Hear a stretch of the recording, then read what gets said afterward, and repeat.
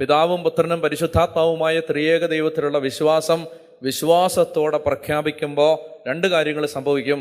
ഒന്ന്, അയാൾക്ക് പാപമോചനം കിട്ടും. രണ്ട്, അയാൾക്കെതിരെ നിന്ന ശാപങ്ങളും പൈശാചിക അവകാശങ്ങളും ഇല്ലാതാവും.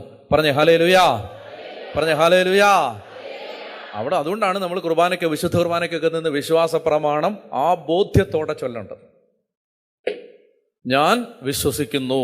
ഇത് വിശ്വസിക്കുമ്പോൾ കെട്ടഴിയും. ഇതിന് വേറെ കുറുക്ക് വഴിയൊന്നുമില്ല. ഇതിനുവേണ്ടി നിങ്ങൾ മല കയറാനൊന്നും പോകണ്ട.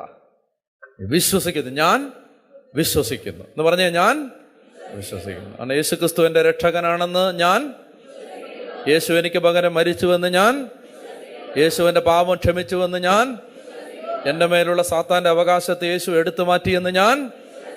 ഹല്ലേലൂയാ, ഹല്ലേലൂയാ. അപ്പോൾ ഒന്ന് എഴുന്നേറ്റ് നിന്നേ. നമുക്ക് ആ വിശ്വാസ പ്രഖ്യാപനം ഞാൻ ചൊല്ലിത്തരാം.